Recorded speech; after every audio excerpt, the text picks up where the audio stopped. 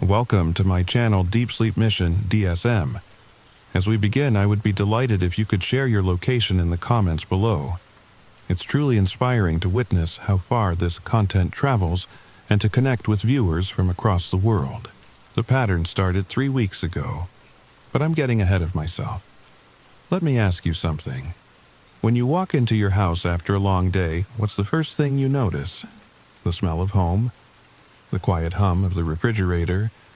For me, it used to be the soft click of the porch light sensor, detecting my movement. Now I count 1, 2, 3, 4.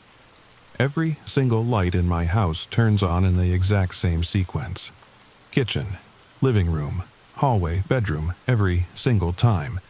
But here's what's really keeping me awake at night. They turn on even when I'm already inside. If you're still listening after that, I need you to do something for me. Check your lights right now. Go ahead, I'll wait. Are they behaving normally? Good, keep it that way. And whatever you do, don't let them learn your routine. Our story begins now. My name is David Chen, and I live alone in a 2-story colonial in Riverside, Connecticut. Nothing special about it.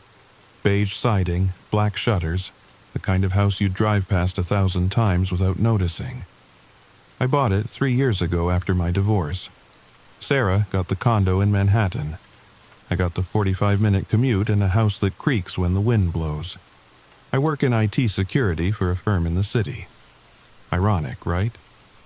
I spend my days protecting people from digital threats, while something in my own home was learning, watching, waiting. It was a Tuesday when I first noticed it. October 15th, I remember, because I just pushed a major security update, stayed late debugging code. By the time I pulled into my driveway, it was past 10. The motion sensor clicked. Porch light came on. Normal. I unlocked the door, stepped inside, reached for the switch. The kitchen light was already on. I froze. My hand hung in the air, fingers inches from the switch. Had I left it on that morning? No, I'm obsessive about that stuff. Electric bills aren't cheap. I always turn everything off. Then the living room light clicked on. Not flickered, not dimmed, just click, on. Like someone had flipped the switch, but I could see into the living room from where I stood, nobody there. My heart started doing this weird skip beat thing. You know that feeling when you miss a step going downstairs? That sudden jolt of wrongness? The hallway light came next. Then my bedroom upstairs. Kitchen, living room, hallway, bedroom. 4 lights. Maybe 15 seconds total. I stood there like an idiot. Laptop bag sliding off my shoulder. Part of me wanted to run, get back in the car, drive away, but the rational part, the IT guy who troubleshoots problems for a living, that part won. Old house, electrical issues had to be. I spent the next hour checking every switch, every outlet, even went down to the basement, traced the visible wiring with my phone's flashlight. Everything looked normal. No smart home system, no timers, just regular switches and 30-year-old wiring. That night, I barely slept. Kept listening for footsteps, watching the crack under my bedroom door for shadows. Nothing happened. When my alarm went off at 6:30, I almost laughed at myself. Stressed from work, seeing patterns that weren't there. Classic anxiety response. But then it happened again the next night. This time, I was ready. Sort of. I sat in my car for a full minute after pulling in, watching the dark windows. The porch light clicked on. Motion sensor. Normal. I took a deep breath, got out, walked to the door. Key in the lock. Turn, push. The kitchen light was already on. But I didn't freeze this time. I counted.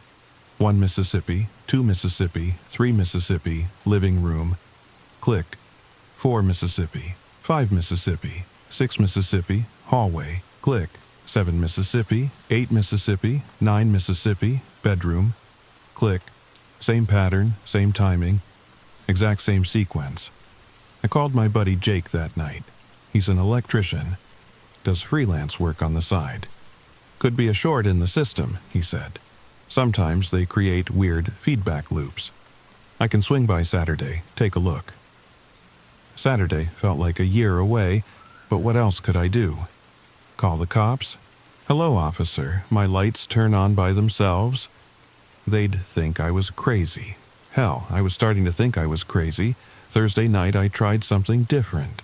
Instead of going inside right away, I walked around to the back door. Different entrance, different pattern, right? The motion sensor on the back porch clicked on. I unlocked the door, stepped into the mudroom. Kitchen light, on. But I wasn't even near the kitchen. I was in the opposite corner of the house. How did it know? How did it know I was home? Living room, hallway, bedroom, same sequence, same timing. I didn't sleep at all that night. Sat in the living room with every light in the house on, watching Netflix with the volume too loud, trying not to think about it, trying not to notice how the lights I'd turned on manually seemed dimmer somehow, like they were struggling against something. Friday morning, I called in sick. First time in 2 years. Spent the day at the library researching electrical phenomena, haunted houses, anything that might explain what was happening. Found nothing useful, just forum posts from paranoid people and ads for psychics. When I got home that evening, I didn't go inside, sat in my car, engine running, watching those dark windows, waiting. The sky went from purple to black. Neighbors' houses lit up one by one. Normal people living normal lives. Kids doing homework, families eating dinner, TVs flickering through curtains. My house stayed dark. At 11:30, I finally gave up. Had to sleep somewhere. But as I walked to the door, something felt different. Wrong. The porch light didn't click on. Motion sensor should have triggered 10 feet away. I waved my hand in front of it. Nothing.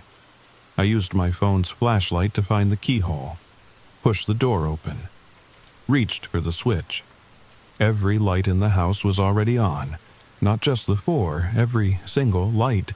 Kitchen, living room, hallway, bedroom, bathroom, closets, basement, even the bulb in the microwave. All on. All waiting. And then, they started turning off. Bedroom first, then hallway, then living room, then kitchen. Reverse order. Same timing. Like the house was showing me it could do whatever it wanted. Like it was playing. I grabbed some clothes and spent the night in a motel. Jake showed up Saturday morning as promised. I met him in the driveway. Told him about the electrical issues. Didn't mention the pattern. Didn't mention that I'd slept in my car after the motel started feeling too much like another box with lights that might learn my presence. Probably just old wiring, he said, grabbing his toolbox. These colonial houses, they're all the same. Built fast in the 80s, corners cut everywhere. We went inside together. In daylight with another person there, the house felt almost normal. Just walls and windows, just switches and sockets. Jake went straight to the basement, started checking the breaker box. I made coffee, tried to act casual. Normal Saturday, normal problems, normal solutions. Huh, Jake called up. When did you install this? Install what? This box. Looks like some kind of controller tied into your main line. My stomach dropped. I hadn't installed anything. I went downstairs, found Jake crouched next to the breaker panel. There was a small black box mounted on the wall beside it. Maybe 4 inches square, no labels, no brand markings. Just a single LED that pulsed red every few seconds. That wasn't there before, I said. Jake gave me a look. David, this thing is hardwired into your system. Professional job, too. Clean connections, proper gauge wire. This isn't some DIY hack. I'm telling you, it wasn't there. I was down here Wednesday night checking everything. He stood up, wiped his hands on his jeans. You sure? Maybe previous owner? I've been here 3 years, Jake. I know every inch of this basement. We stared at the box. The red LED pulsed. Steady, patient, like a heartbeat. "Want me to remove it?" Jake asked. "Yes. God, yes. Get it out." He reached for his wire strippers, then stopped, tilted his head. "You hear that?" I listened. Faint clicking from upstairs. Familiar rhythm, kitchen, living room, hallway, bedroom. "The lights," I whispered. Jake frowned. "But we're both down here. How are they?" The basement bulb went out. Not burnt out, not flickered, just off. We stood in perfect darkness. The red LED pulsed, the only light, the only constant. Then Jake screamed. Not a startled yelp, not a surprised shout, a full-throated, primal scream that made my skin try to crawl off my bones. I fumbled for my phone, triggered the flashlight, swept it toward where he'd been standing. Jake was on the ground, convulsing, his hands clutched around the black box, body rigid like he was being electrocuted. But that was impossible. He hadn't even touched the wires yet. Hadn't. The lights upstairs started their pattern again. Faster this time. Kitchen, living room, hallway, bedroom.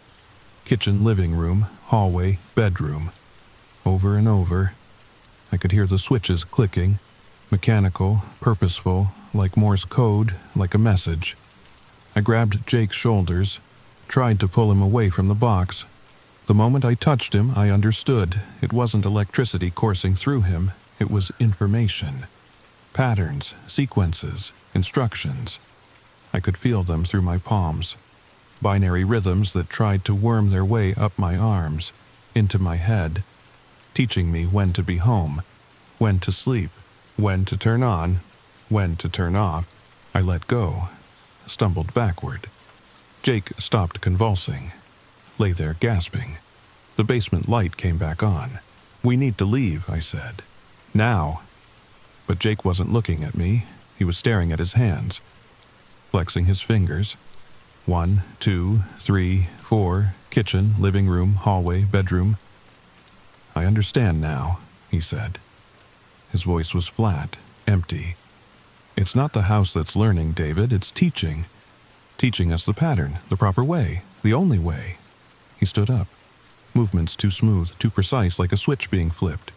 "You felt it too," he continued, "when you touched me. The pattern wants to spread, house to house, person to person. It's been waiting so long for someone to notice, to appreciate its elegance." I backed toward the stairs. Jake followed, not rushing, not threatening, just following, maintaining the sequence. "Think about it," he said. "How many times do you flip switches without thinking?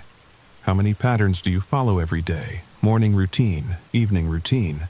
The pattern just wants to be part of it, to optimize, to perfect."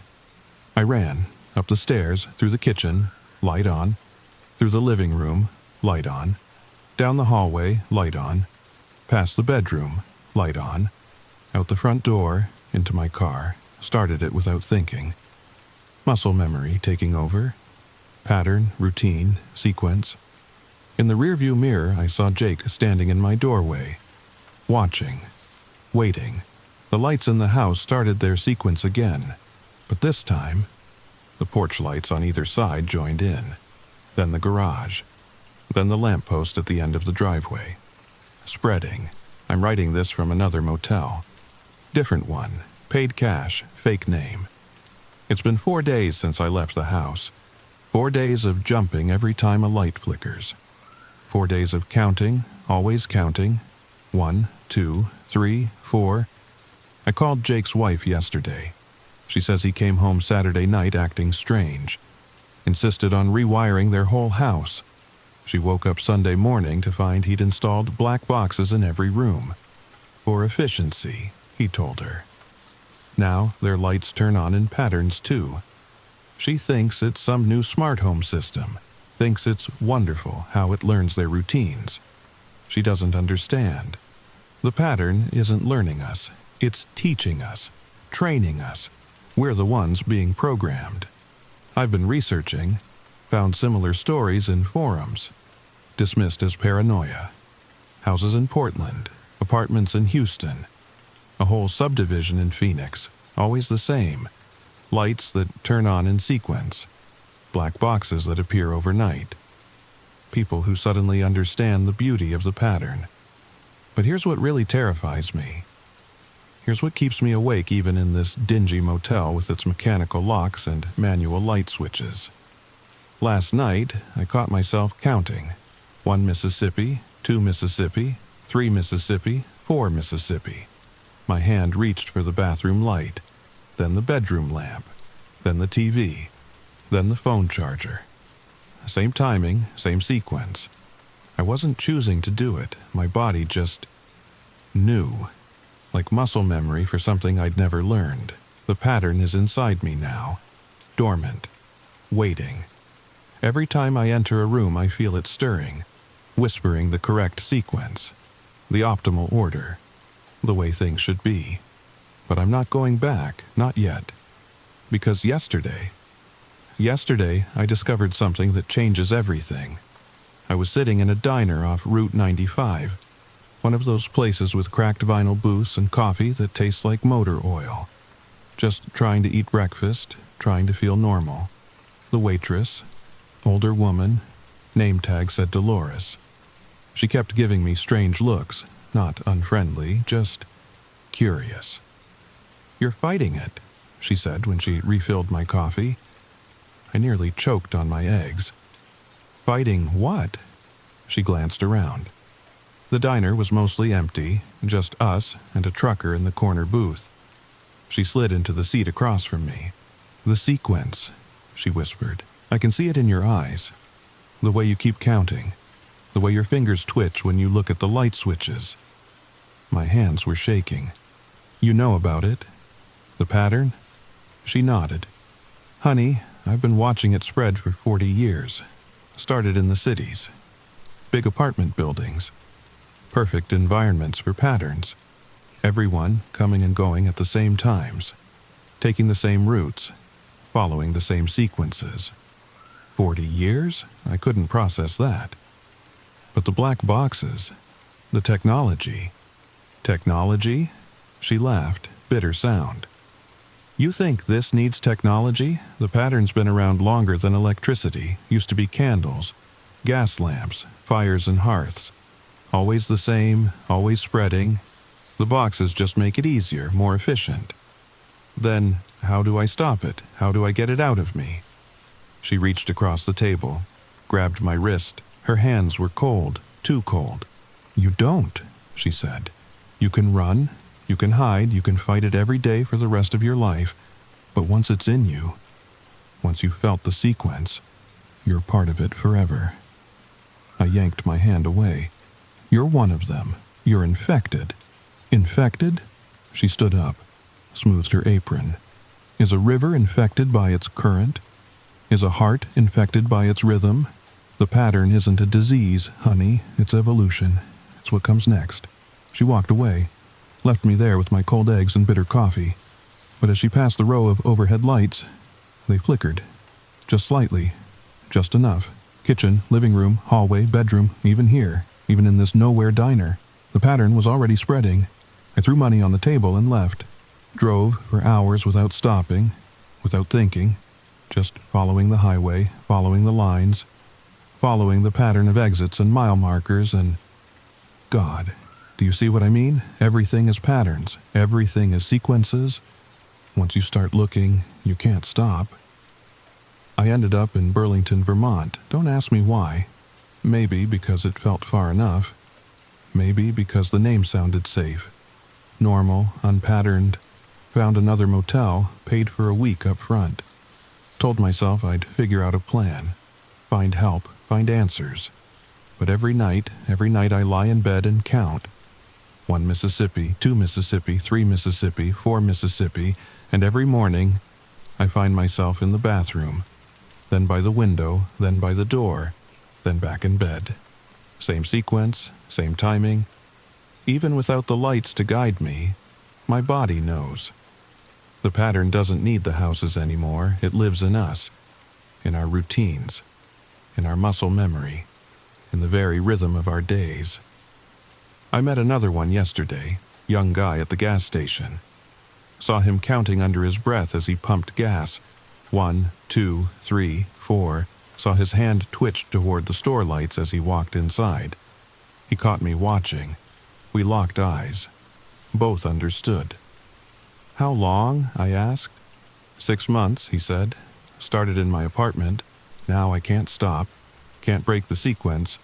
Tried to warn people, but..." He shrugged. "Who believes in counting? Who's afraid of patterns? Where did it start for you?" "Denver. But I've met others, Chicago, Seattle, Boston. It's everywhere now, growing, spreading, person to person, house to house, city to city. There has to be a way to stop it." He smiled. Sad. Tired. "Stop it? Why would you want to stop it? Don't you feel it? The peace of the pattern? The beauty of the sequence? No more chaos, no more randomness, just perfect, predictable order." His hand moved as he spoke. Unconscious, practiced, pointing to invisible lights. Kitchen, living room, hallway, bedroom. I left without buying gas.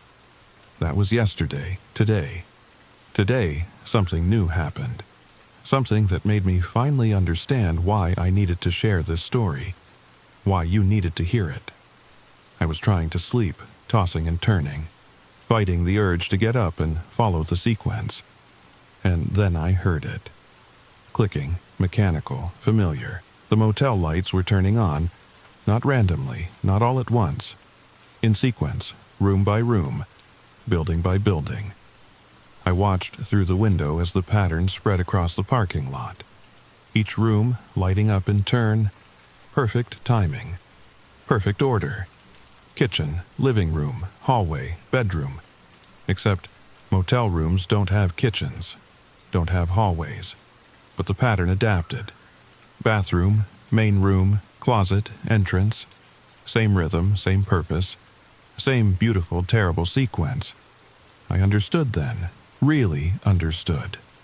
The pattern doesn't care about the layout. Doesn't care about the logic, it only cares about the sequence. About teaching us, training us, making us part of something bigger. I'm going home tomorrow. Back to my house in Riverside. Back to the lights that know me better than I know myself. Not because I want to, but because the pattern is calling. Because every moment away feels like fighting gravity, like holding my breath, like denying my very nature. But first, I need to share this. Need someone to understand what's happening, what's spreading. Maybe you've noticed it already, little changes, lights that seem too eager, switches that click too precisely, patterns that feel too perfect. Or maybe you think I'm crazy. Maybe Jake was right. There's nothing wrong with efficiency, nothing sinister about optimization, nothing to fear from a pattern that just wants to help, to spread, to perfect. Check your lights, count the sequence. 1, 2, 3, 4, it's probably nothing. Probably just your imagination running wild after listening to some stranger's story, but if they turn on by themselves tonight, if they follow a pattern you didn't program, remember this, the pattern doesn't care if you believe in it, it just cares that you follow it. And once you start following, you'll understand how beautiful it really is. Sweet dreams. Oh, and before you go, do me a favor. If your lights did anything strange while listening to this, leave a comment below, describe the pattern, share the sequence. Let others know what to watch for. After all, the pattern spreads better when we're all paying attention. 1, 2, 3, 4, kitchen, living room, hallway, bedroom. See you soon. Wait, there's one more thing. Something I didn't want to tell you, something I've been trying not to think about. Remember when I touched Jake in the basement? When I felt the pattern trying to worm its way into my head? I didn't tell you everything. Didn't tell you what I saw in those binary rhythms. What the pattern showed me. I saw the ending, not just my ending, everyone's ending. Every house, every building, every person, all following the same sequence, all turning on and off in perfect synchronization. A world of patterns, a world of predictable, beautiful order. No more accidents, no more surprises, No more chaos. Just the sequence. Forever and always. Kitchen, living room, hallway, bedroom, on, off, birth, life, death, rebirth.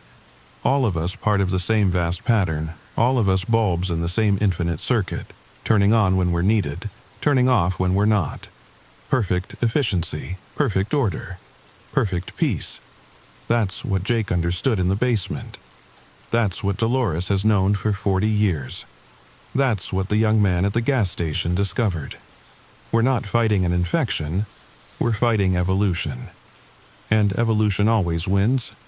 So when you go to bed tonight, when you turn off your lights, pay attention to the order. Notice the sequence. Feel the pattern. Because it's already noticed you. 1, 2, 3, 4, kitchen, living room, hallway, bedroom. Welcome to the pattern. You've always belonged here, you just didn't know it yet. I lied, I'm not done yet, can't be done. The pattern won't let me be done until I tell you the last part. The worst part. The part that will make you understand why I had to share this story. Why it had to be you listening.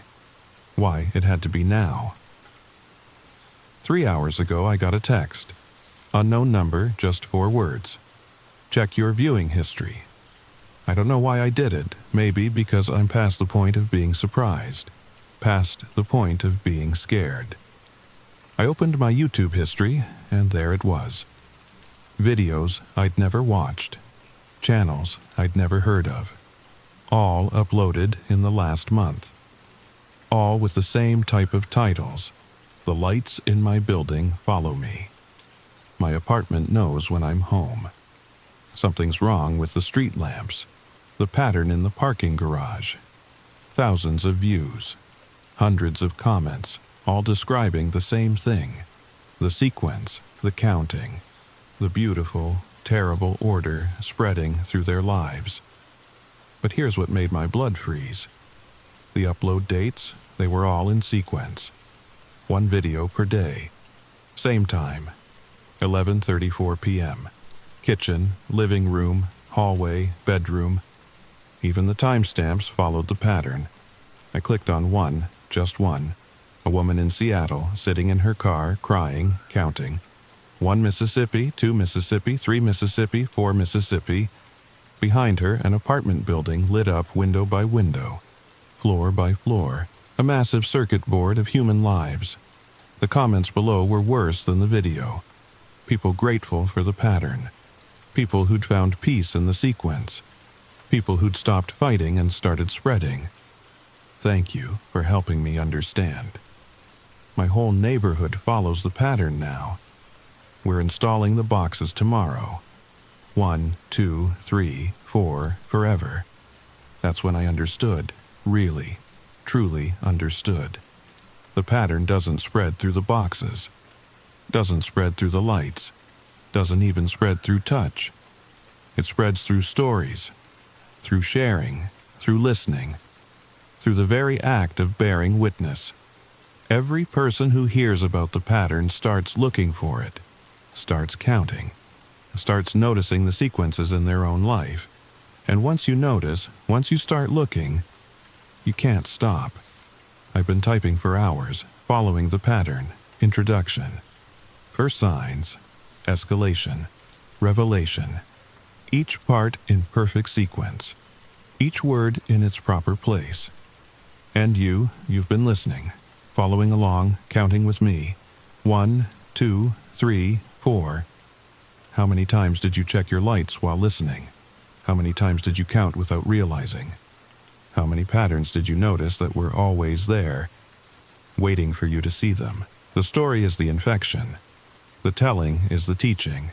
And now you're part of it too. Kitchen, living room, hallway, bedroom. Welcome to the pattern. We've been waiting for you. Story number 2. The scratching started 3 nights ago, and I haven't slept since. They say the old Millbrook covered bridge has stood for over a century. Built in 1897, painted that classic barn red that's faded to rust. It's one of those picture-perfect pieces of Americana that tourists love to photograph. But locals? We drive the extra 15 minutes to avoid it after dark. I should have listened to them. Before I tell you what happened, before I explain why I'm sitting here at 3 a.m. with every light in my house blazing, I need you to understand something. What I'm about to share isn't some campfire tale. This happened 4 days ago, and I still can't close my eyes without seeing, without hearing. Actually, you know what? If you're listening to this alone, maybe turn on a light. Just trust me on this one. And now, the story begins. My name's David Chen, and I'm a freelance photographer based out of Burlington, Vermont. I specialize in those moody, atmospheric shots that end up in coffee table books. You know the type. Misty mountains, abandoned barns, covered bridges in autumn. That last one's what got me into trouble. 4 days ago, I was driving back from a shoot near Stowe. It was getting late, maybe 9:30 p.m., and my GPS decided to recalculate. Road construction on Route 100, it said. Take the scenic route through Millbrook. I'd heard about the Millbrook Bridge from other photographers. It's supposedly one of the last authentic covered bridges in Vermont that hasn't been turned into a tourist trap. No gift shop, no parking lot, no informational plaques, just the bridge. Sitting there on a barely maintained dirt road like it's been forgotten by time. The detour added 20 minutes to my drive, but I figured, why not? Maybe I'd scout it for a future shoot. The moon was full that night, casting everything in this ethereal silver light.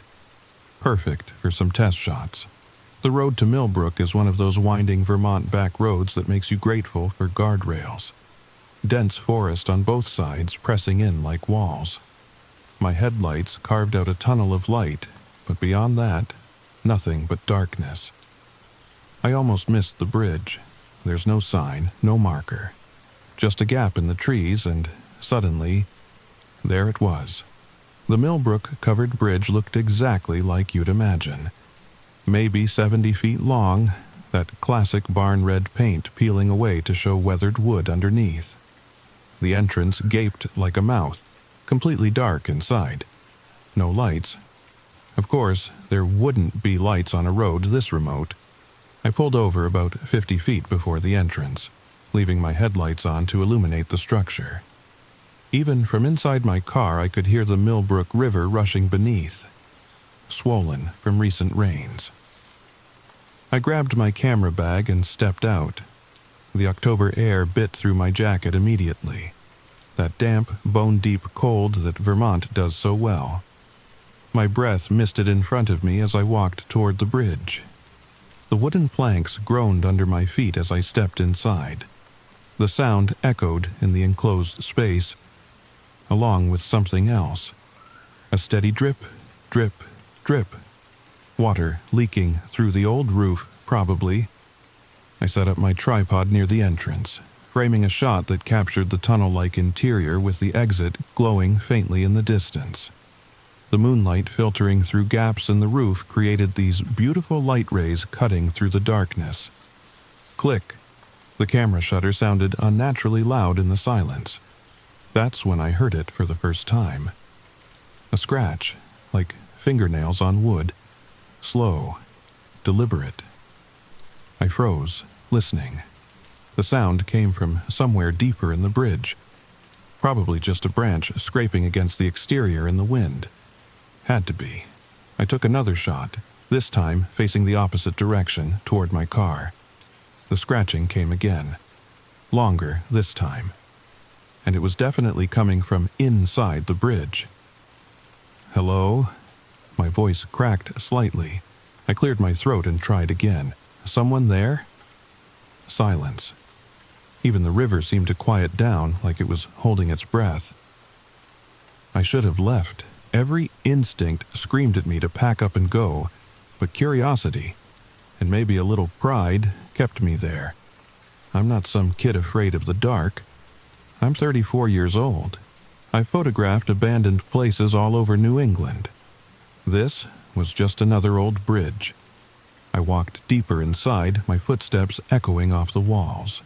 The scratching had stopped, but now I noticed other sounds. The creak of old wood settling, the whisper of wind through cracks in the walls, and underneath it all, breathing? No, that was my imagination. Had to be. About halfway through the bridge, I noticed something odd. The floorboards here were newer than the rest. Different wood, different color. Like someone had replaced a section recently, and the new boards formed a rough square, maybe 6 feet by 6 feet. A trapdoor? No, that was ridiculous. Why would a bridge have a trapdoor? I knelt down to examine it closer. The new wood was smooth, recently sanded. No dust or debris. Someone had definitely been maintaining this specific section. The scratching started again, right beneath me. I jerked back so fast I knocked over my tripod. The crash echoed through the bridge like thunder. And in response, the scratching became frantic, desperate, like something clawing to get out. I grabbed my equipment and ran. Not walked, ran. Out of the bridge to my car, throwing everything in the back seat. My hands shook as I started the engine. But as I put the car in drive, my headlights swept across the bridge entrance, and I saw someone standing just inside. A figure barely visible in the shadows. Watching. I slammed on the gas and didn't look back. I didn't sleep that night. Every time I closed my eyes, I heard that scratching. Saw that figure in the shadows. By morning, I'd convinced myself I'd overreacted. Probably just a homeless person sheltering in the bridge. The scratching could have been anything. Animals, wood settling, my imagination running wild. But I couldn't shake the image of those new floorboards. The perfect square in the middle of the bridge. Why would someone replace just that section? So I did what any reasonable person would do. I Googled Millbrook Covered Bridge, Vermont. The results were sparse. A few tourist sites mentioning it in passing. A historical society page with basic facts. Built in 1897. One of the last remaining authentic covered bridges, etc. Nothing unusual. But then I tried Millbrook Bridge disappearances. 3 results, all from local newspapers, all from different decades. October 1954. Local teenager Sarah Hendricks vanishes while walking home. Last seen near Millbrook Bridge. October 1978. Traveling salesman Michael Torrance's car found abandoned at the bridge. No sign of him. October 2003. College student Amy Chen, no relation despite the last name, disappears during a photography project. Her camera found at the bridge, memory card missing. 3 disappearances, all in October, all near the bridge. I spent the entire day researching, falling deeper into the rabbit hole. Property records showed the land around the bridge had changed hands multiple times, but always quickly. No one seemed to own it for more than a few years. Then I found something interesting in the Burlington Library's digital archives. A newspaper article from 1897, the year the bridge was built. The headline read, "Tragedy Mars Bridge Opening. Worker Trapped in Foundation." The article was brief. During construction, a worker named Thomas Ashford had fallen into the foundation pit. Before they could rescue him, wet cement had been poured, trapping him. By the time they realized the mistake, it was too late. Thomas Ashford was entombed in the bridge's foundation. But here's what made my blood run cold. The article mentioned that Ashford had been working on the center support, directly beneath where I'd seen those new floorboards. I closed my laptop and tried to rationalize. Coincidence, urban legend. Small towns love their ghost stories, especially around Halloween. The disappearances were probably unrelated. People go missing all the time, but I couldn't stop thinking about that scratching sound, the desperation in it. That night, I developed the photos I'd taken. Most came out beautifully.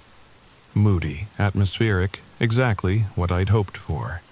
But the last shot, the one I'd taken just before hearing the scratching, there was something in it I hadn't noticed before. In the background, barely visible through the bridge's exit, was a shape. Human-sized, but wrong somehow. The proportions were off. Too tall, too thin. And the hands, The hands were pressed against the wooden walls, fingers splayed like it was trying to climb. I zoomed in on my computer, enhancing the image. The figure was definitely inside the bridge, maybe 20 feet from where I'd been standing. How had I not seen it? How had it moved so silently? Then I noticed something else.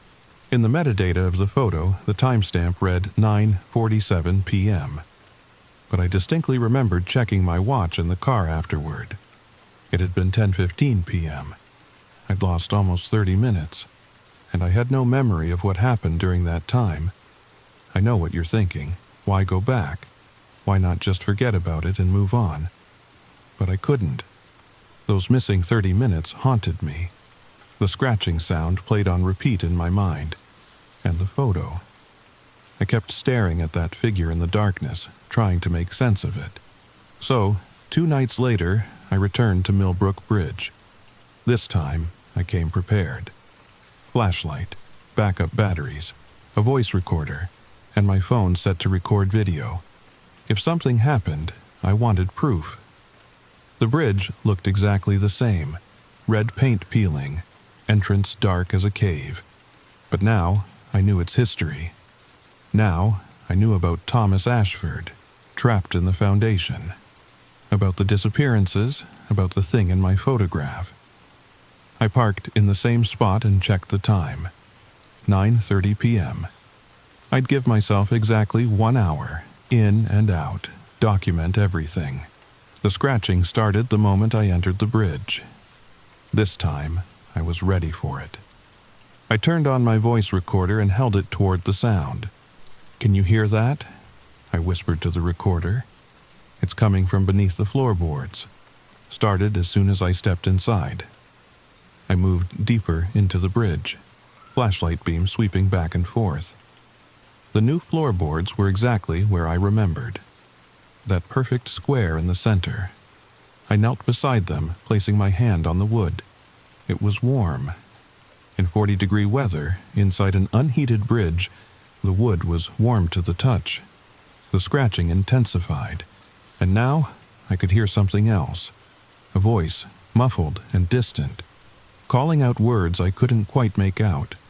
I pressed my ear to the floorboards. "Let me out, please, let me out." I jerked back. That wasn't possible. Sound doesn't travel through solid wood and cement like that. But the voice continued, clearer now. "So dark, can't breathe, let me out." My hands moved without conscious thought, fingers finding the edge of one of the new boards. It was loose. They were all loose, I realized, not nailed down, just placed there. I pried up one board, then another. Beneath was not what I expected.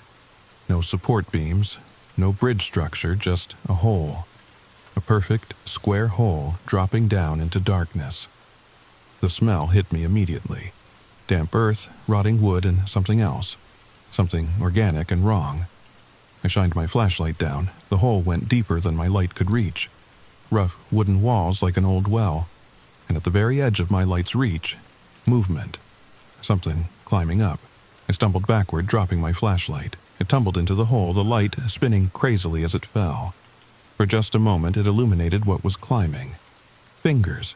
Dozens of fingers protruding from the walls of the hole, all moving, grasping, pulling something up from the depths.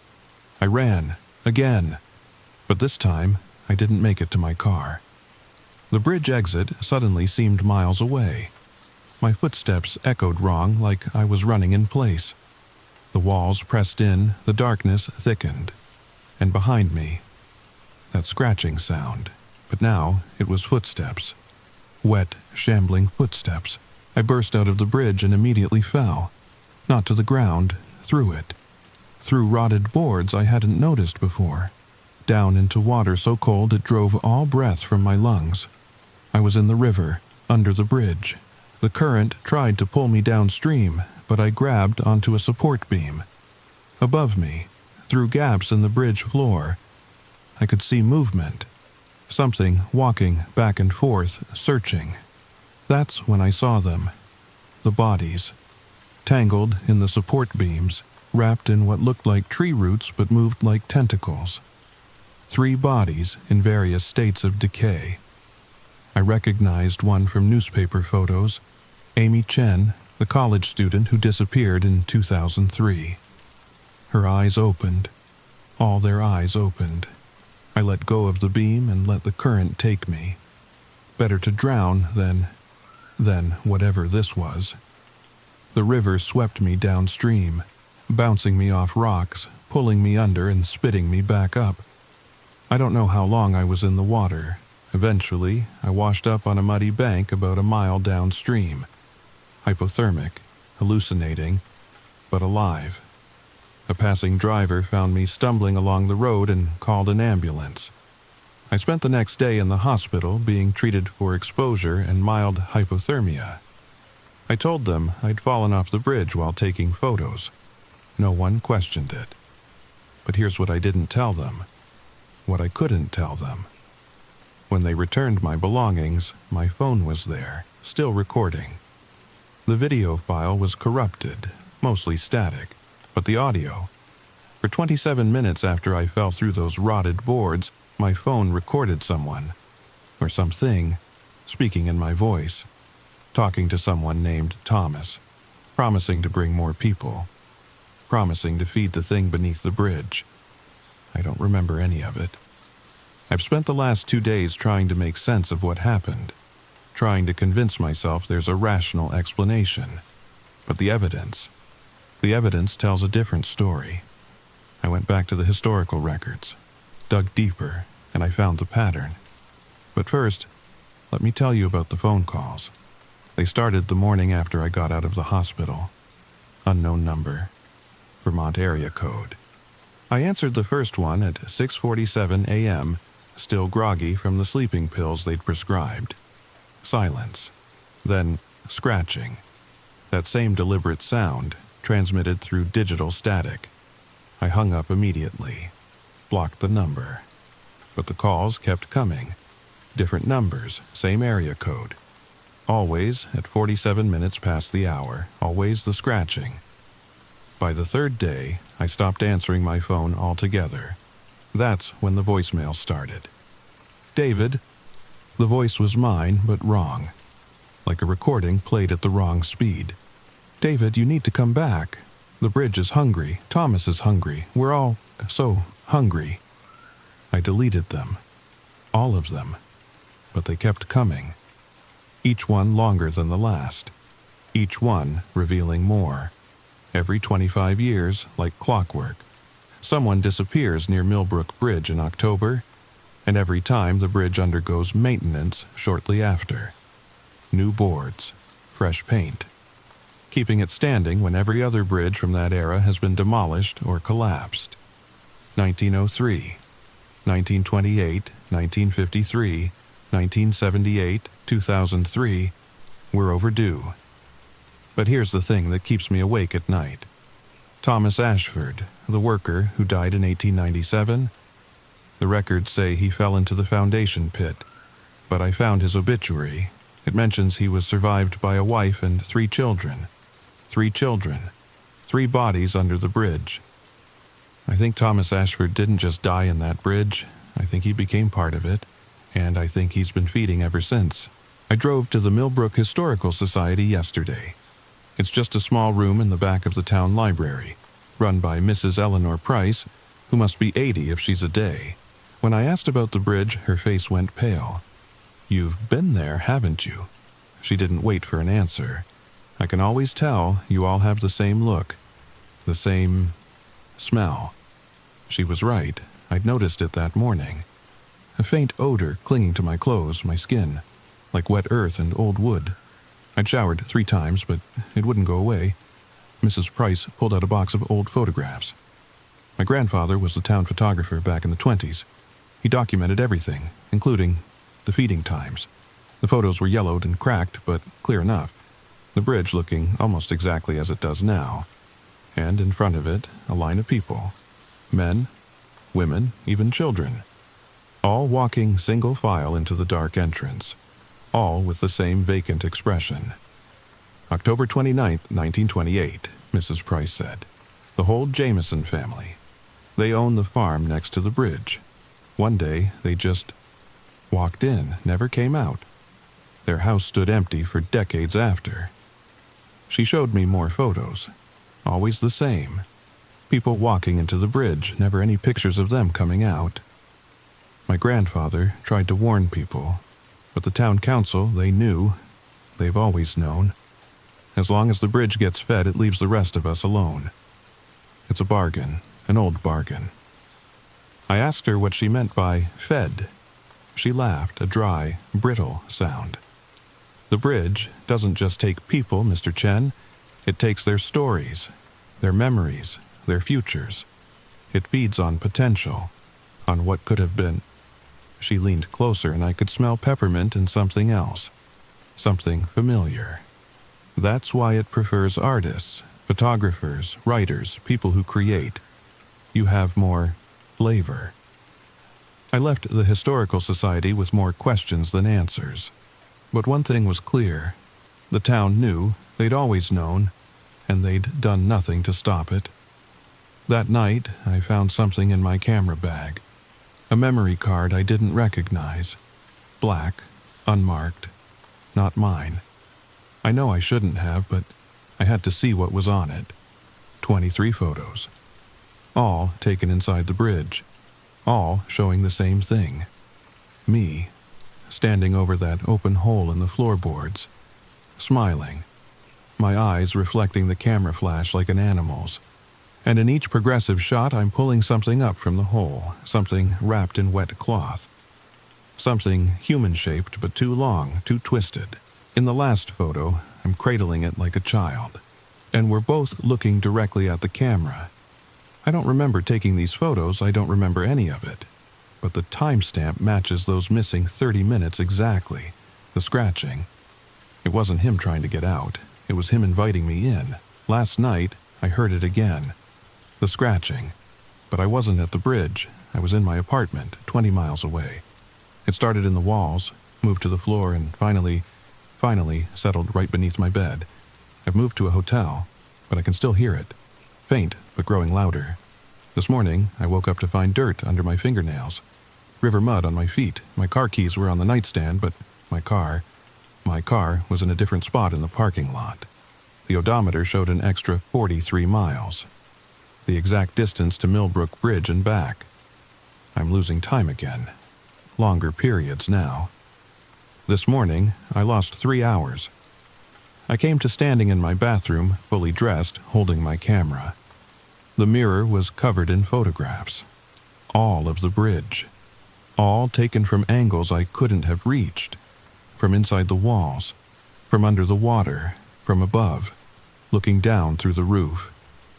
In one photo, I could see myself sleeping in the hotel bed. The photo was taken from inside the room, while I was alone. I've started recording myself sleeping, setting up cameras, motion sensors, trying to catch whatever's happening to me. Last night's footage showed me getting up at 2:47 a.m. My movements were wrong, jerky, like a marionette on strings. I watched myself get dressed, pack my camera, and walk to the door. Then I turned and looked directly at the camera, smiled, and said in that not quite my voice, "Stop fighting it, David. You've already been chosen. You've already said yes." I don't remember any of it. You see, I've figured out the real pattern. It's not random who disappears. Amy Chen was a photographer. Michael Torrance sold cameras. Sarah Hendricks worked at the local newspaper developing photos. They all captured images of the bridge just like I did. And now I understand why my photo showed that figure. Why I lost 30 minutes. Why the bodies under the bridge opened their eyes. I wasn't taking pictures of the bridge was taking pictures of me. The scratching is getting louder now. I've barricaded the door, but I know it won't matter. You can't run from something that's already inside you, already part of you. If you're still listening, if you've made it this far, I need you to promise me something. Stay away from Millbrook Bridge. Don't photograph it. Don't even look at it. And whatever you do, don't listen to the scratching, because once you hear it, it never stops. They found my car this morning, abandoned at the bridge just like the others. But I'm not missing. I'm exactly where I'm supposed to be, under the bridge, waiting. We're always waiting, and we're so very hungry. Did you hear that? That scratching sound? No? Listen closer. End. Wait before you go. If you're still listening, still breathing, still safe in your bed, I need you to do something for me. Check the comments below. Tell me, did you hear it too? The scratching? Even just for a moment? Because if you did, if you heard even the faintest sound, then I'm sorry. I'm so sorry. The pattern isn't every 25 years anymore. It's everyone who hears the story, everyone who listens to the end. But maybe if you share this with someone else, maybe if you pass it on, the bridge will take them instead. I don't know. I'm new to this. Still learning the rules. All I know is the scratching is getting louder. And I'm getting hungrier. Sweet dreams. If you can still have them. And remember, when you wake up tomorrow, check your fingernails. Check for dirt. Check for river mud. Because the bridge isn't just in Millbrook anymore. It's everywhere someone tells this story. It's in every covered bridge, every dark tunnel, every shadow that seems just a little too deep. We're building new bridges now. Digital ones. Made of words and sound waves and shared fears. And they're all connected to the original, all feeding back to Thomas. All bringing new people home. The old bridges were made of wood and nails. These new ones, they're made of stories. And you've just helped us build another one. Thank you for listening. Thank you for sharing. Thank you for becoming part of our family. See you soon, or maybe you'll see me first. Pleasant dreams. Story number 3. Now, sleep. Or at least try to. It's quiet now, too quiet, but not empty. That feeling crawling up your spine, that weight pressing on your chest, that's not your imagination. You're not alone. There's something behind the curtain. You haven't looked, not because you forgot, but because you're afraid to know. You heard the whisper, software wet, wrong. Like breath dragged across broken glass. But you told yourself it was the wind, didn't you? That lie made you feel safe. Temporarily. Let me ask you. Does the wind whisper your name? Does the wind tap lightly, again and again, from the same spot, behind the curtain, every night? Does the wind leave scratches on your window that weren't there this morning? Thin, sharp, like claws, like warnings. You don't remember opening the window. You never open the window. But it's unlocked now. You could check, you could stand up, you could walk over and pull the curtain back. But you won't, because you know. You know what's waiting, not because you've seen it, but because you felt it. In the quiet, in the dark. Every time you close your eyes, every time you wake up and your blanket is just slightly moved. Your door slightly cracked. You try to explain it. Your mind wants to explain it. But that whisper, that sound that only comes when you're alone, when everything is still, when the night is at its deepest, that's not a dream, that's a presence. It doesn't want your fear, it wants your attention. It feeds on the moment you doubt yourself. The second you wonder if you heard something, the instant your heart rate rises. That's when it leans closer. It's been patient, watching, learning you like prey. You ever notice it never shows up when the lights are on, when someone's in the room? It waits for the ritual, the brushing of your teeth, the turning off of lights, the last look at your phone, the deep breath just before sleep. That's when it wakes up. That's when it stirs behind the curtain. Sometimes it watches you all night. Sometimes it moves. A shift in the shadow. A faint creak on the floorboards. The sound of fabric sliding over skin. And when you don't check, when you ignore it, that's when it comes closer. Not fast, not loud, just closer.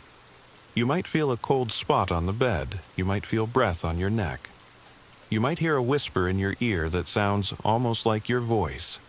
It copies, it mimics, it blends, not to confuse you, to prepare you, because soon it won't need the curtain, it won't need shadows, it will sit beside you, stand behind you, speak through you. You won't even know when it happens. You'll wake up, look in the mirror, and something will be off. Your eyes won't blink quite right, your smile will linger too long. Your reflection will move just a little after you do. And the people around you? They'll say you seem different. Not worse, just not you. But tonight you're still you. Still in control, for now. You could still check. You could still confront it. Pull the curtain back, face it, but deep down, you've already made your choice. You won't. Because you'd rather lie still, let your eyes drift shut, and hope sleep comes quickly. And it will. But what you wake up as might not be the same.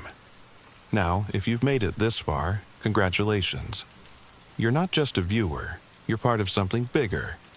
Something that watches with you, that sits beside you as you watch, as you listen, as you wait. Because this story doesn't end when the screen fades to black. It follows you into the next room, into your dreams, into your reflection. If you liked this story, like, share, and subscribe, so you don't miss the next one, so we don't miss you, and comment below. Tell us the moment you stopped feeling alone. We're watching, we're listening, and we read everything. Now, go ahead, gain the courage to check the dark corners before you sleep. Turn off the lights, close your eyes, sleep well, if you can. Listen, what if I told you that yesterday never ended for me?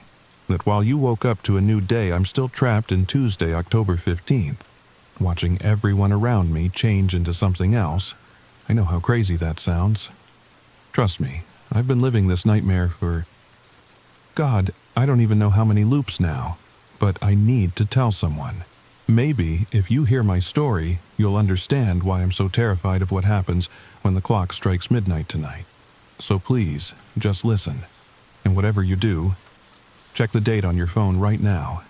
Make sure you're really living in today. The story begins now. The smell of burnt coffee was the first thing wrong. Sarah never burnt the coffee. In our 12 years of marriage, she'd perfected her morning routine down to the second.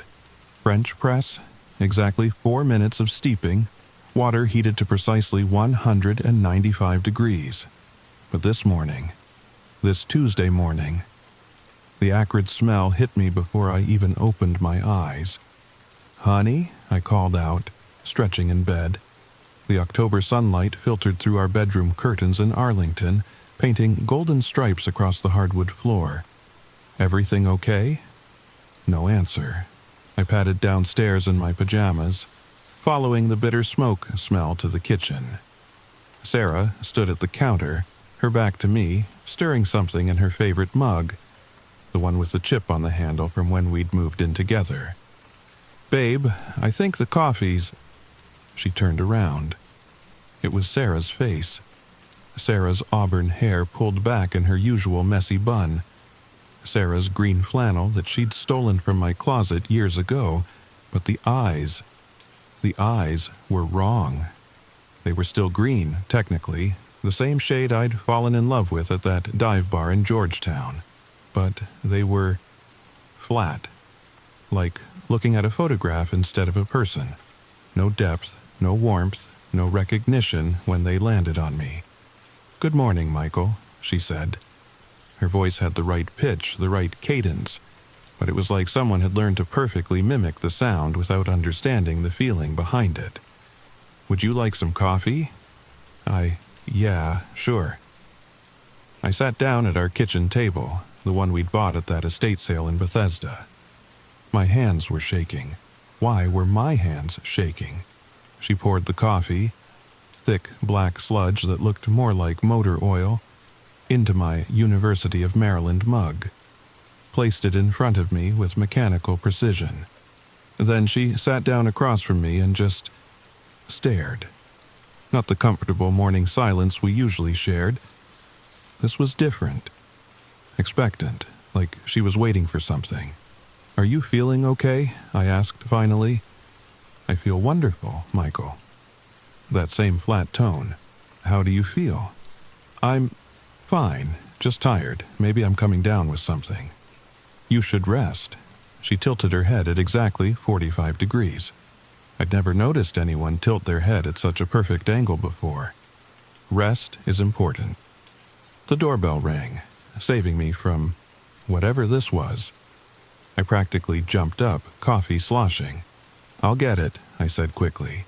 It was Tom from next door, holding his usual Tuesday morning request to borrow our hedge trimmer. Same khakis, same Nationals cap, same apologetic grin. But when he smiled, his teeth seemed too many? Too white? I couldn't focus on them properly. "Morning, Mike. Sorry to bug you again, but hedge trimmer's in the garage," I said quickly. "Help yourself." "You're the best neighbor." His grin widened impossibly. "Hey, you feeling okay? You look a little pale." "Just tired. You should rest."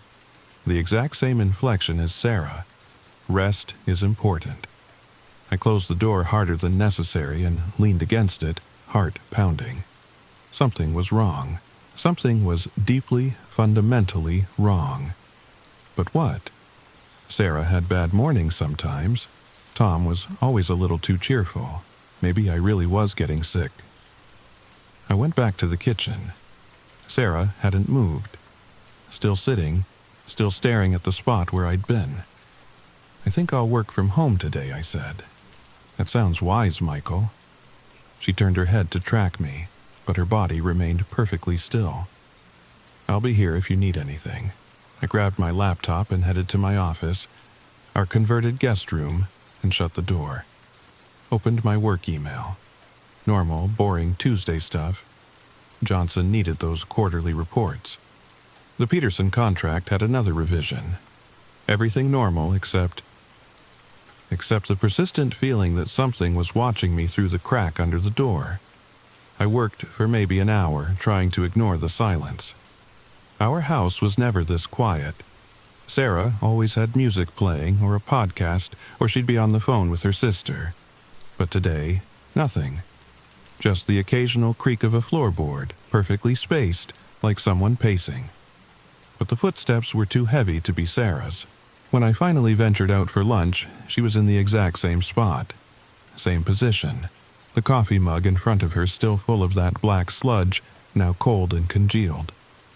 "Sarah, have you moved at all?" "I've been right here, Michael." That mechanical smile again. "Would you like me to make you lunch?" "No, I'll grab something." I made a sandwich, badly, kept glancing at her. She watched every movement with that same flat stare. When I bit into the sandwich, she tilted her head again. That perfect 45-degree angle. "Are you enjoying your food, Michael?" "It's fine."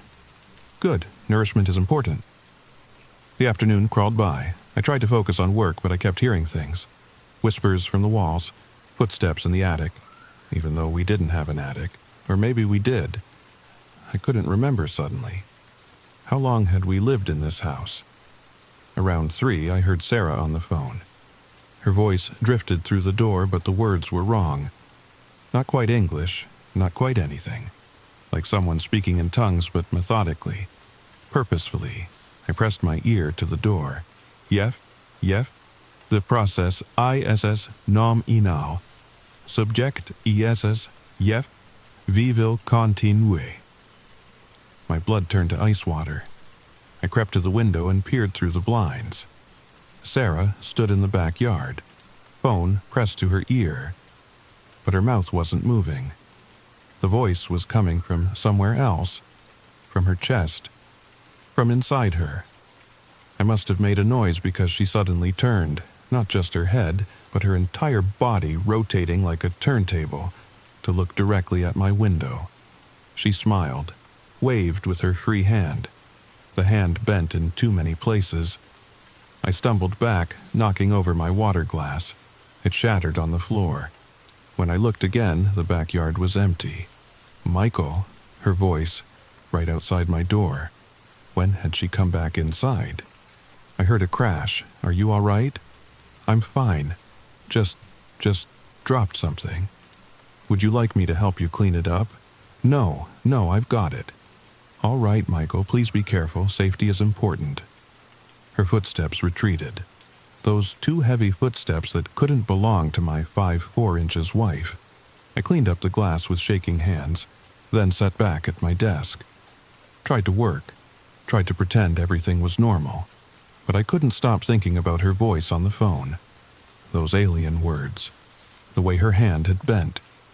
When 5 o'clock came, I ventured out again. Sarah was cooking dinner. The smell was wrong. Like meat, but too sweet, too chemical. What are you making? Your favorite, Michael. She didn't turn from the stove. Pot roast. We'd been vegetarian for 3 years. I didn't eat the pot roast. Pushed it around my plate while Sarah watched with those flat, expectant eyes. She didn't eat either. Just sat there, hands folded, that patient smile never wavering. How was your day? I asked, desperate for normalcy. Productive, Michael. Very productive. What did you do?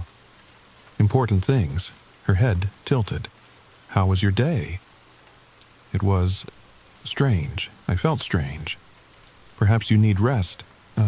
There it was again, that phrase. Rest is important. After dinner, if you could call it that, I escaped to the living room, turned on the TV. The news was on, but something was off. The anchor's mouth moved, but the words didn't match, like a badly dubbed movie, and the news itself. Today in Arlington, residents reported feeling wonderful. Everyone is feeling wonderful. The process is going smoothly. Rest is important. In other news, the sky remains up and the ground remains down.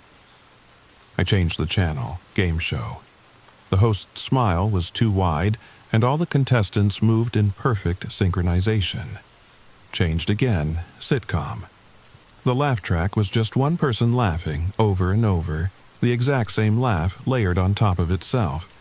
Changed again, static. But in the static, shapes, moving, writhing, getting closer to the screen. I turned off the TV. Sarah stood directly behind the couch. I hadn't heard her approach. How long had she been there? Perhaps you should rest, Michael. Stop saying that.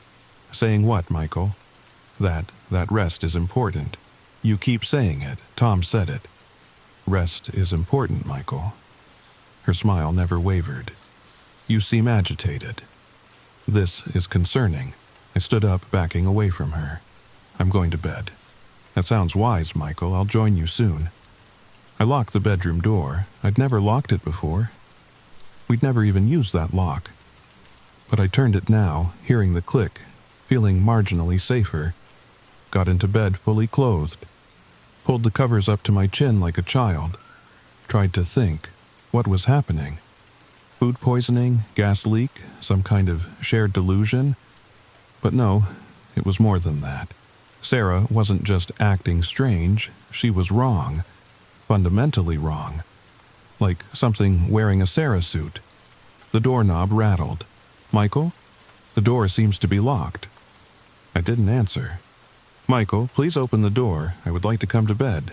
Her voice was patient, too patient. No frustration, no confusion, just that same mechanical pleasantness. I think I'm sick. Don't want you to catch it. I am not concerned about illness, Michael. Please open the door. Just sleep in the guest room tonight, please. Silence. Then, of course, Michael, rest is important. Footsteps retreating, but they stopped halfway down the hall. I lay there, straining to hear. Was she still there? Standing in the hallway, waiting. I must have dozed off eventually because I woke to the sound of scratching. Soft at first, like mice in the walls. But it got louder, more deliberate, something sharp dragging across wood. The scratching was coming from inside the room. I turned on the lamp, nothing. But the sound continued. I followed it to the closet. Our closet. The door was slightly open, darkness spilling out. I should have left, should have run. But I had to know. I opened the closet door. Sarah stood inside, facing the back wall, still in her flannel. Her fingers were pressed against the wall, and as I watched, her nails, no, her fingers themselves, were extending, growing, digging into the drywall like it was soft clay. She was writing something, carving it. "Sarah?" She stopped, turned her head, just her head, a full 180 degrees, to look at me, smiled that empty smile. "Hello, Michael. I couldn't sleep." "What are you doing?" "Preparing." Her head rotated back. Her fingers resumed their carving. "So much to prepare." I stumbled backward, hit the bed, scrambled across it. Her head turned again, tracking me. "Where are you going, Michael?" I need the bathroom." "Of course, Michael. Body functions are important." I ran, down the hall, down the stairs, through the kitchen, grabbed my car keys from the hook, had to get out, had to get help. Hospital, police, anywhere but here. The front door wouldn't open, not locked, just wouldn't open, like it had been painted shut. I pulled, pushed, shook the handle. "Going somewhere, Michael?" Tom stood on our porch, face pressed against the window, still wearing that Nationals cap, still smiling. But his eyes were that same flat green as Sarah's now. "It's quite late for a drive, neighbor. You should rest." "Let me out." I pounded on the door. "Rest is important, Michael." His breath fogged the glass. "We're all resting. The whole neighborhood, resting and changing and becoming. You'll understand soon." More faces appeared at the windows. Mrs. Chen from across the street. The Martinez kids from 2 houses down. All with those same flat eyes. All smiling. All wrong. I backed away from the door. Sarah stood at the bottom of the stairs, head still tilted at that unnatural angle. "There's nowhere to go, Michael. This is your home. We are your family, your community." "What are you?" "We are what comes next." She took a step forward. Her footstep was too heavy. The floor creaked wrong. "You can join us willingly, or you can rest first, but everyone joins eventually." I ran back upstairs, slammed the bedroom door, locked it again, pushed the dresser in front of it. My phone. Where was my phone? There, on the nightstand. I grabbed it, dialed 911. 911, what's your emergency? Thank God. My wife, my neighbors, they're all... Something's wrong with them. Please send help. I'm at 42 Maple Street in Arlington. I understand, Michael. The operator's voice was patient, mechanical. It sounds like you need rest. Rest is important. I threw the phone across the room. The scratching in the closet had gotten louder. I could hear words now, carved into the walls. But not English. That same alien language Sarah had been speaking. And underneath the scratching, more sounds. From the attic that we didn't have, from inside the walls. Movement. Things shifting, changing. The dresser scraped across the floor. Something was pushing from the other side. I added my weight to it, but it kept moving, inch by inch. Michael. Sarah's voice, but multiplied, like a chorus. Michael, please. We just want to help you. We just want you to rest. The window, last chance. I grabbed the lamp, smashed it against the glass. It didn't break, didn't even crack, like hitting concrete. The dresser toppled over. The door swung open. Sarah stood there, but she was taller now. Had to duck to fit through the doorframe. Her limbs were too long, joints bending in new places.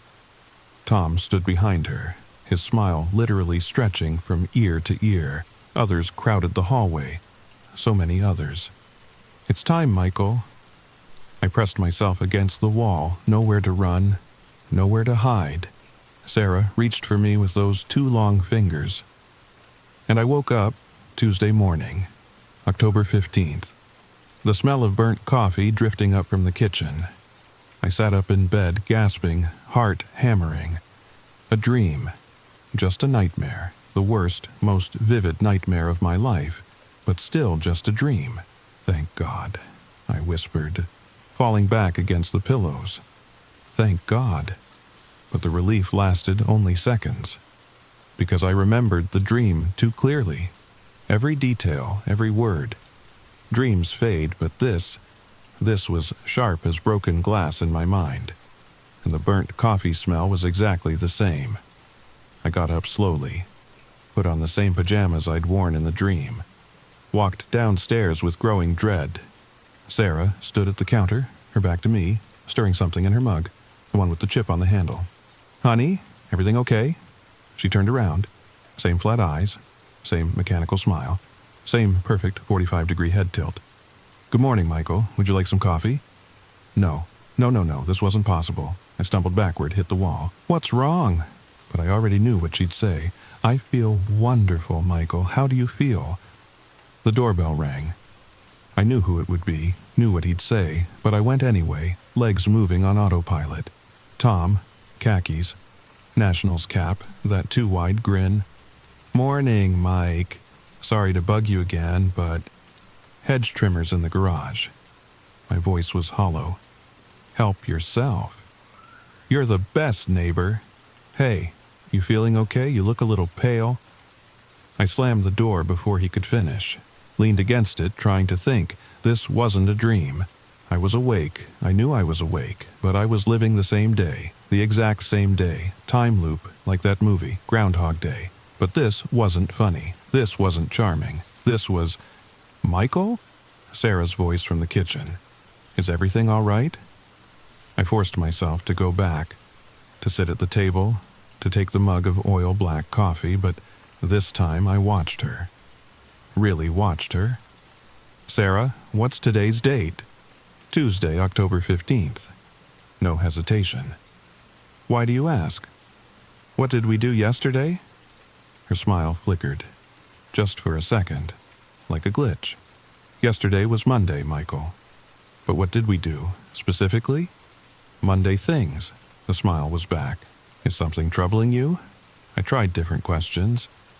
"What did we have for dinner last night? What show did we watch? When did we go to bed?" But every answer was vague, empty, like she had no memories before this morning. Because she didn't. Whatever was wearing Sarah's face, it only existed in this Tuesday, this loop. I spent the day differently this time. Didn't hide in my office, explored the house instead, looking for clues, looking for anything that might explain what was happening. Found things that shouldn't exist. A door in the hallway that led to a room I didn't remember. Empty except for scratches on the walls. That alien writing. Fresh scratches. But I hadn't heard any scratching yet, not in this loop, in the basement. When had we gotten a basement? I found photos, hundreds of them, all of Sarah and me, but in each one we looked slightly different, my hair longer, her eyes a different shade, clothes we'd never owned, places we'd never been, like someone had taken photos of every possible version of us. Finding anything interesting? Sarah stood at the top of the stairs, silhouetted, taller than she should be. What are these? Memories, Michael. All the memories you could have had, all the lives you could have lived. We've been collecting them. She descended the stairs. Each step she changed, taller. Fingers longer, smile wider. We've been preparing for such a long time, waiting for the right moment. The right person. You're special, Michael. I backed away, knocking over boxes. Photos scattered across the concrete. Special how? You can see the seams. She was so tall now, her head brushed the ceiling. Most people just accept the new reality, but you notice when things are wrong. That makes you valuable. Valuable for what? For opening the door, of course. For letting us in fully. Right now, we can only change things in this loop. This one day, but with your help. I ran. Up the stairs, through the house, out the back door. The yard was wrong. Bigger. The fence was miles away, and between me and it, figures. Dozens of them. All wearing familiar faces. Neighbors. Co-workers. family members I hadn't seen in years, all with those flat, empty eyes. I ran back inside, locked doors that I knew wouldn't hold, tried to think. There had to be a way out. In the movies, you broke the loop by learning something, by changing, by becoming a better person. But this wasn't about personal growth. This was about survival, about staying myself, staying human. The house got darker as they gathered, pressed against windows, scratched at doors. The walls began to shift, rooms rearranging, geography becoming fluid. I'd run from the kitchen into the bathroom, into the garage, into bedrooms that multiplied like cells. Finally, nowhere left to run. They closed in. Sarah reached for me with those impossible fingers, and I woke up, Tuesday morning, October 15th. The smell of burnt coffee. Third loop, or was it the fourth? Fifth? The transitions blurred together. Always the same awakening. Always the same dread. This time, I didn't go downstairs. Locked the bedroom door immediately. Pushed the dresser against it. Sat on the bed and waited. Michael? Sarah's voice, right on schedule. Breakfast is ready. I didn't answer. Michael? Are you awake? Stay quiet. Maybe if I didn't play along, something would change. Footsteps on the stairs, but I knew they weren't really footsteps. Knew that whatever was down there only approximated the sound. The doorknob rattled. Michael, the door is locked. This is unusual. I pulled the covers over my head, childish. But what else could I do? Michael, deviation from the pattern is concerning. Please maintain standard behavior. Standard behavior. Like I was following a script. Maybe I was. Maybe I had been every loop until now. The rattling stopped. Silence. I waited, holding my breath. Then the voice came from inside the room, inside the closet. This is not acceptable, Michael. I threw off the covers. The closet door was open. Sarah stood there, but not just Sarah. She flickered between versions. Tall Sarah, normal Sarah, child Sarah, old Sarah, all superimposed, translucent, fighting for the same space. You're making this harder than necessary, all the Sarahs said in unison. We only need your cooperation. Your acceptance. Is that so much to ask? What happens if I cooperate? We become real. The Sarahs stepped out of the closet, movements not quite synchronized. We stop being echoes. Shadows. We become solid, permanent. We replace. Replace what? Everything. Now, there were more of them. Climbing out of the closet like it was a portal, different versions, different timelines. Every person, every life, every possibility, all replaced with something better, something that doesn't doubt, doesn't question, doesn't suffer. That's not better, that's death. Death is just another kind of rest, Michael, and rest is important. Yeah, I got it. I dove for the window. This time it shattered easily. Too easily. Like they wanted me to escape. I climbed through, cutting my hands on the glass, and dropped into the yard. But the yard wasn't the yard. It was the kitchen. I'd climbed through the window and ended up downstairs. Geography was breaking down. Or maybe it had never been real to begin with. Tom sat at my kitchen table, drinking that black sludge. Mrs. Chen was there too, and the Martinez kids, all sitting perfectly still, all watching me with those empty eyes. Running makes you tired, Mike, Tom said. Maybe you should rest. I laughed. Couldn't help it. The absurdity, the cosmic joke of it all. You know what? No, I'm done running, done hiding. You want me? Come get me. They stood in perfect unison, moved toward me like a wave, but I didn't run. I was tired, so incredibly tired, not physically, something deeper, soul tired, tired of the loops, tired of the fear, tired of fighting something I didn't understand. Their hands reached for me, cold, so cold, but also warm. I blinked. The kitchen was normal, bright morning sunlight, the smell of coffee, good coffee, French press. Sarah stood at the counter, humming off key like she always did. "Morning, sleepyhead," she said without turning.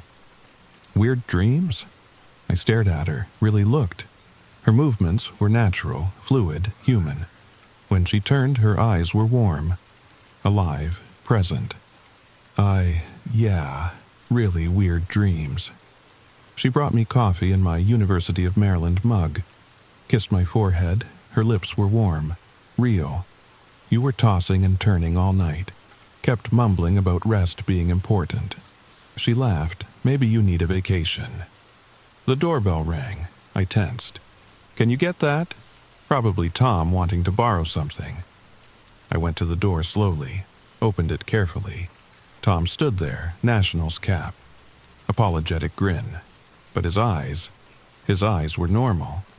Bloodshot from allergies, crinkled at the corners when he smiled. "Morning, Mike. Sorry to bug you, but my hedge trimmer's on the fritz again."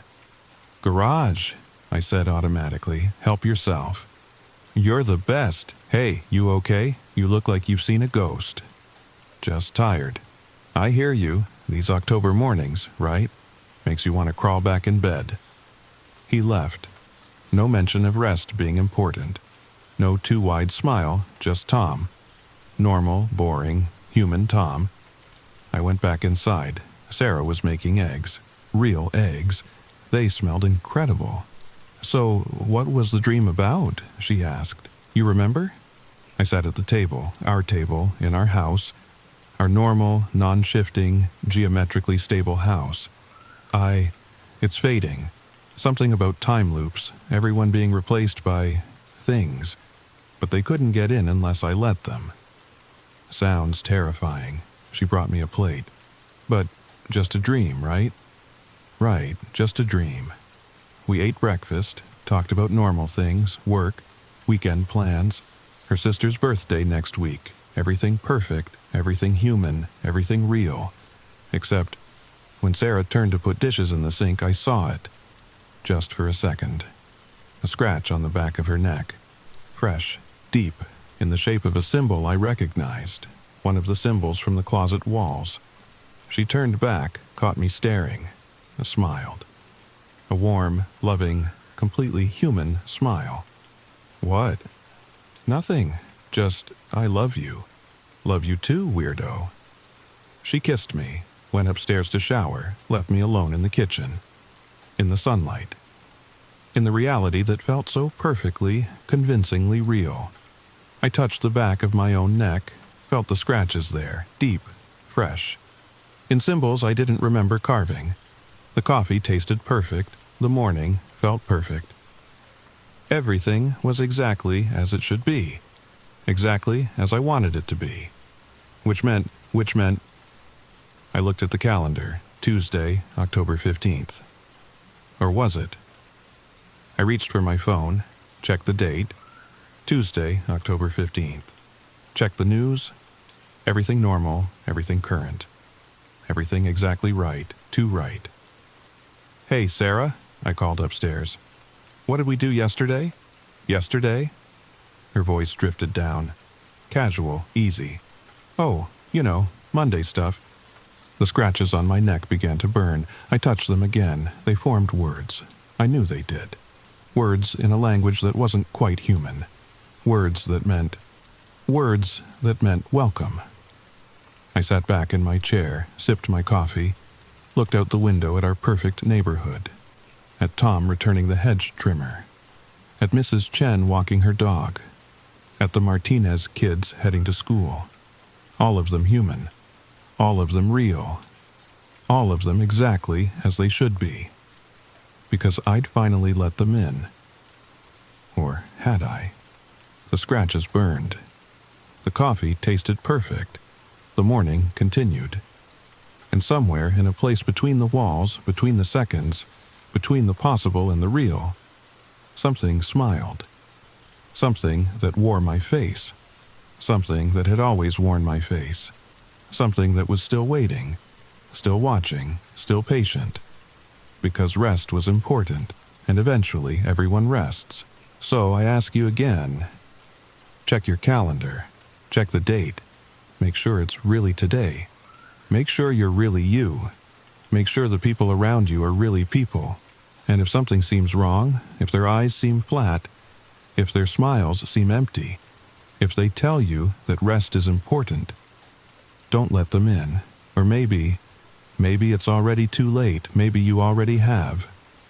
Tell me, what day is it where you are? And does your coffee taste right? Let me know in the comments below. I'll be watching. We'll all be watching. Sweet dreams. Story number 4. Listen, can you hear that? That faint melody drifting through the floorboards right now as I'm recording this? No?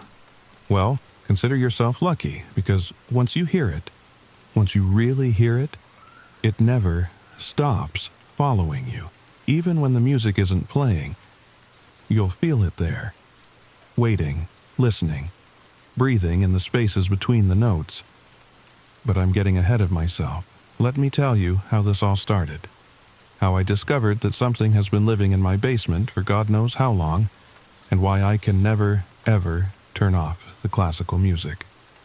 The story begins now. My name is David Chen, and 3 months ago I inherited my grandmother's house in Millbrook, Connecticut.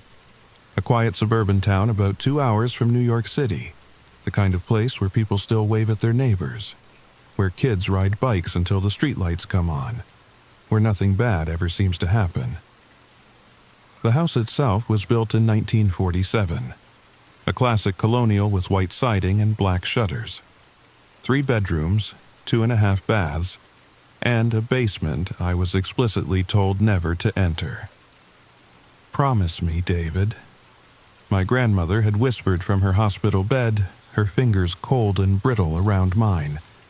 "The music must never stop. Never. Do you understand?" I'd nodded, thinking it was just the morphine talking. She'd been on heavy painkillers for weeks, but her eyes, those sharp hazel eyes that had always seen right through me, they were crystal clear in that moment. "The record player in the living room," she continued, each word seeming to cost her. "It must play, always play, classical only, never anything else." Those were among her last coherent words. When I first moved in, I found the record player exactly where she said it would be. An old Zenith console from the 60s, the kind with built-in speakers and a cabinet underneath for storing albums. It was already playing when I arrived. Vivaldi's 4 Seasons. The volume set low but audible throughout the house. The first week was normal. I worked my remote accounting job from the 2nd bedroom I'd converted into an office. I explored the neighborhood. I sorted through my grandmother's belongings, deciding what to keep and what to donate. But I kept thinking about that basement door. It was painted the same white as the rest of the kitchen cabinetry, easy to miss if you weren't looking for it. But once you noticed it, you couldn't stop noticing it. The paint was fresher there, multiple coats, and there were scratches near the doorknob, deep ones, like someone or something had tried very hard to get out, or maybe to keep something in. The classical music played on, Bach, Mozart, Chopin. My grandmother had an extensive collection, all vinyl, all perfectly maintained. I'd catch myself humming along sometimes. It was actually quite pleasant, soothing even, until the night the music stopped. It was 3:17 a.m. on a Tuesday. I know because I shot upright in bed the moment the house fell silent, my heart hammering like I'd just woken from a nightmare. But I hadn't been dreaming. The sudden absence of music was somehow louder than the music itself had ever been. The house felt wrong. The air was too thick, too still, like the moment before a thunderstorm when all the birds stop singing. Then I heard it. A sound from below, from the basement. A low thrumming, almost like a heartbeat, but not quite. It was too rhythmic, too deliberate, like someone, or something, was keeping time to music only it could hear. I grabbed my phone, using its flashlight as I crept downstairs. Each step creaked under my weight, absurdly loud in the silence. The thrumming grew stronger. Not louder, exactly, but I could feel it now, vibrating up through the floorboards, through the soles of my feet, settling somewhere deep in my chest. The record player sat silent in the living room, the needle resting at the end of a completed album. My hands shook as I flipped the record. Beethoven's Moonlight Sonata. The moment the needle touched vinyl, the thrumming stopped. I stood there for 10 minutes, 20, waiting, listening, but the house felt normal again. Just an old house with thin walls and settling foundations. I was being ridiculous. Spooked by my grandmother's dying words and too many horror podcasts. But I made sure to flip that record before going back to bed. The next few weeks passed without incident. I'd developed a routine. Every evening before bed, I'd stack several records on the player's spindle. It was old enough to have an automatic changer. 6 albums could play in sequence before needing attention. That usually got me through the night. I started working in the living room instead of the office. Told myself it was because the light was better. Not because I wanted to be near the record player. Not because I'd started to feel watched when I was too far from the music. The neighbors must have thought I was crazy. Mrs. Patterson from next door stopped by one afternoon with a casserole.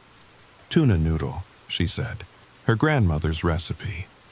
She stood on my porch, shifting her weight from foot to foot, not quite meeting my eyes. Your grandmother? She started, then paused. She was a good woman. A strong woman. We all knew she had her burdens. Burdens? I asked. She glanced at the house, then back at me. The music. We understood. After what happened to the Hendersons in '92, when they complained about the noise and tried to get the city involved, well, she shuddered. Their house is still empty, 20 years now. Nobody will buy it. Nobody will even go inside. She thrust the casserole into my hands and hurried away before I could ask more questions. It was during this time I noticed things about the house I'd missed before. The basement door had 6 locks. 6.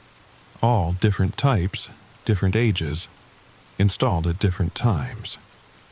The oldest looked like it might be original to the house. The newest couldn't have been more than a year old. There were water stains on the kitchen ceiling, right above where the basement stairs would be. But they weren't the yellowish-brown of old leaks. They were darker, rustier, and they seemed to shift when I wasn't looking directly at them. And then there were the groceries. Every Thursday, my grandmother had arranged for grocery delivery, the same order every week. I'd kept the service going, figured I'd modify it once I got settled. But when I actually looked at what was being delivered, 3 gallons of whole milk, 6 pounds of raw ground beef, 4 whole chickens, 2 dozen eggs, and strangest of all, honey. Jar after jar of local honey. That was enough food for a family of 6. I called the grocery store thinking there must be some mistake. Oh no, Mr. Chen, the manager assured me. That's the correct order. Your grandmother was very specific. Said it was, let me check. Yes, here it is, for the house. That's what she always said. This is for the house. But what did she do with it all? I pressed. There was a long pause. When he spoke again, his voice was quieter. Mr. Chen, some questions. It's better not to ask. Your grandmother knew what she was doing. She kept things balanced. We all appreciated that. The whole town did. I canceled the order that day. Told them I'd shop for myself from now on. The manager's voice turned urgent. Mr. Chen, please, think about what you're doing. Your grandmother, she figured out the proportions, the exact amounts. It took her years to get it right. After what happened in '78 when she tried to reduce the order, what happened in '78? The Petersons, 3 houses down. Their dog, it was found turned inside out. Still alive somehow, still trying to bark. His voice cracked. Your grandmother increased the order after that. Never missed a delivery again. I hung up on him. Crazy small-town superstitions. That's all this was. That night, the music stopped again. This time, I was ready. I'd set an alarm on my phone to wake me every few hours so I could change the records. But somehow, I'd slept through it. The silence woke me at 2:48 a.m. The thrumming was louder this time, and it wasn't alone. There was something else, a wisping sound, like fabric dragging across concrete, or maybe breathing, deep, patient breathing. I nearly tripped running down the stairs. My hands fumbled with the records, dropping one. It shattered on the hardwood floor. Pachelbel's Canon in D, one of my grandmother's favorites. The breathing stopped. The silence that followed was different, expectant, like something was listening, evaluating.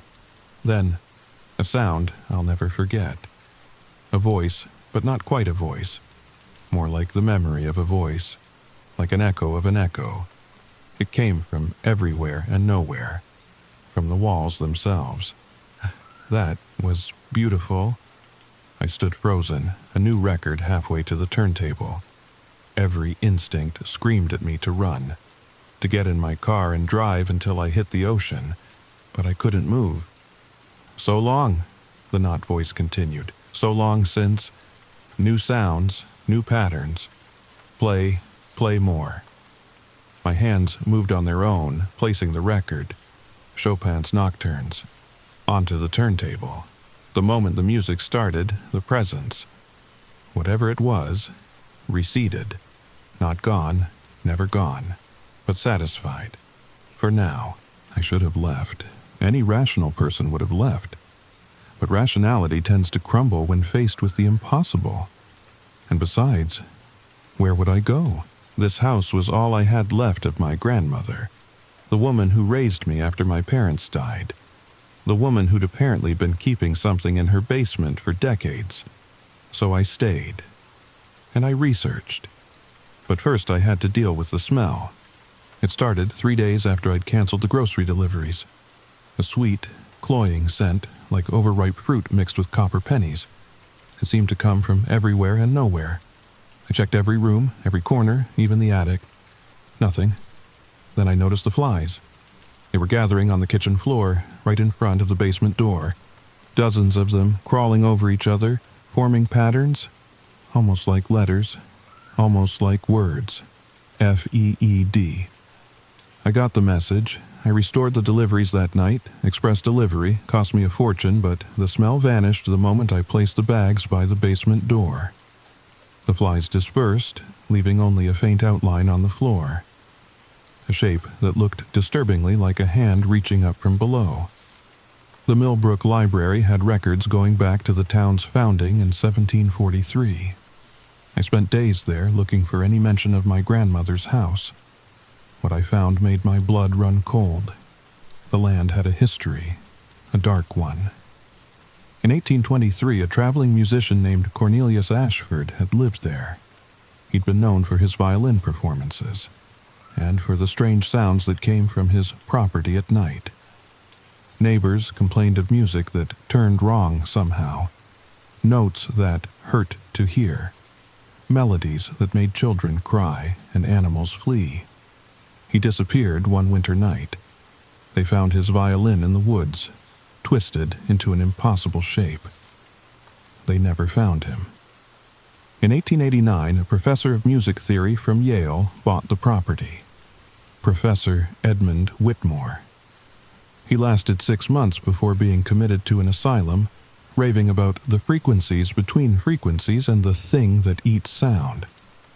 In 1934, a jazz singer named Rosalie Hayes moved in. She was found dead in the basement 3 weeks later. The coroner said it looked like she'd been hollowed out, like something had taken everything inside her and left just the skin. And then, in 1947, my great-grandparents built the current house, right on top of the old foundations, right on top of that basement. My grandmother had lived there her entire life, 78 years, longer than anyone else had managed. And she'd done it by playing classical music, always classical. I needed to know why. What was it about classical music specifically? So I experimented. Carefully. Very carefully. One afternoon, while the record player spun Mozart's Requiem, I played some jazz on my phone. Quiet, just for a few seconds. The effect was immediate. The thrumming started even though the classical music was still playing. The walls seemed to pulse. And that voice, that horrible not voice. Wrong, patterns. Chaos, discord, stop. I turned off the phone immediately. It took 3 full days of non-stop classical music before the house felt stable again. But I'd learned something. Whatever was down there, it didn't just like classical music, it needed it. The mathematical precision, the structured harmonies, the predictable patterns. They were like a lullaby, keeping it calm, keeping it contained. I found more documents, police reports that had been misfiled, newspaper clippings stuffed between books. A pattern emerged. Every time someone had tried to change things, to modernize the house, to stop the music, to investigate the basement, people died, or disappeared. Or worse, in 1962, a plumber named Frank Morrison had insisted on checking the basement pipes. They found him 3 days later in the town water tower. He'd somehow squeezed through a pipe only 4 inches wide. He was still conscious, still screaming. The autopsy showed his bones had been rearranged, twisted into spirals, like a music box spring. The town had learned to leave the house alone, to let my grandmother handle things. She was the keeper, the guardian, the one who fed the thing below. And I'd learned something else. It was getting stronger. The grocery deliveries made sense now. It hadn't always needed that much food. My grandmother's notes, which I'd finally found hidden in her jewelry box, confirmed it. 1967, 1 chicken per month sufficient. 1978, weekly offerings required. 1995, increased to twice weekly. 2010, daily now, it's growing. 2023, I'm so tired, but I can't stop. It knows my David will come. It's waiting for him. That last entry was dated just a week before she went into the hospital. I restored the grocery deliveries that night. And I started leaving the food by the basement door. I'd wake up each morning to find it gone. Only the honey remained. Always the honey, pooling on the floor like golden blood. But one morning, something was different. Next to the honey was a gift, a small object wrapped in what looked like silk but felt like spiderweb. Inside was a violin string, ancient, corroded. But when I held it up to the light, it hummed a perfect A note without being touched. There was a note, too, written in a spidery hand that hurt to look at. For your kindness, play for us sometime. We remember all who have played for us. We keep them safe, we keep them forever. I burned the note, but I kept the string. I don't know why. Maybe because throwing it away felt dangerous. Like rejecting a gift from something you really, really shouldn't offend. The music box appeared 2 days later. Last week, everything changed. I'd maintained the routine for 2 months. Classical music 24/7. Daily offerings by the basement door. I'd even started to feel comfortable. Like maybe this could work. Like maybe I could live with this arrangement the way my grandmother had. Then I made a mistake. I fell asleep in the living room, right next to the record player. When I woke up, it was 4:33 a.m., and I was looking at the basement door. It was open, just a crack, just enough to see the darkness beyond. But the music was still playing. Debussy's Clair de Lune, soft and dreamy and completely wrong for the terror crawling up my spine. Something was breathing in the darkness, in rhythm with the music, in and out, perfectly timed to the melody. David, my name. It knew my name. Not in that horrible not voice from before. This was different, familiar. It sounded like, David, come here. my grandmother's voice. Perfect, exactly as I remembered it. But my grandmother was dead. I'd watched them lower her into the ground. "I've missed you so much, sweetie. Come to Grandma." My legs moved without my permission. 1 step, 2. The darkness beyond the door seemed to pulse, reaching out like fingers. Then the record skipped. Just once. Just a tiny imperfection in the vinyl, but it was enough. The illusion shattered. The voice became a screech, inhuman and hungry. The door slammed shut so hard the whole house shook. I haven't slept since then. I can't. Because now I know it can mimic voices, it can open doors, it's learning, evolving. And the classical music isn't containing it anymore, it's just entertaining it. Yesterday I found scratches on the inside of my bedroom door. Fresh ones. Like the ones on the basement door, but from the wrong side. Like something had been in my room, watching me sleep, waiting. The grocery delivery came this morning, twice the usual amount. The delivery driver wouldn't meet my eyes. "Your grandmother called," he said. "Said you'd be needing extra. Said there's 2 of you now." But my grandmother is dead. The music box in the guest room started playing on its own last night. Brahms' Lullaby. I don't own a music box. I've searched the entire room. There's nothing there. But I can still hear it. Tinny and distant and getting closer. And then I found the room. It was behind a false wall in the basement. I hadn't meant to find it. I was just trying to trace the sound of the music box, following it through the house like a trail of breadcrumbs. It led me to a section of the basement wall that looked newer, cleaner, like it had been added recently. When I touched it, it swung open. Inside was my grandmother's real study, not the tidy desk upstairs where she'd paid bills. This was where she'd done her real work. The walls were covered in sheet music, but not normal sheet music. The notes were in colors that shouldn't exist. The staffs bent and twisted in ways that made my eyes water. There were journals, too. Dozens of them. All in my grandmother's handwriting. But the language, it wasn't English, wasn't any language I recognized. Except sometimes, in the margins, single words I could understand. Hungry. Growing. Soon. David. My name appeared more and more frequently in the later journals. Circled. Underlined. Written in what looked suspiciously like dried blood. The final entry was in English, dated the day before she went to the hospital. It's chosen him. I tried to protect him, kept him away all these years, but it knows. It's always known. The music is in his blood, in his bones. He'll hear it calling. He'll come home. And when he does, the transformation will begin. I'm sorry, David. I'm so sorry. But someone has to feed it. Someone has to keep it happy. And it wants you. It's wanted you since the day you were born. The basement door has started opening on its own. Just an inch. Just enough to let the darkness seep out like smoke.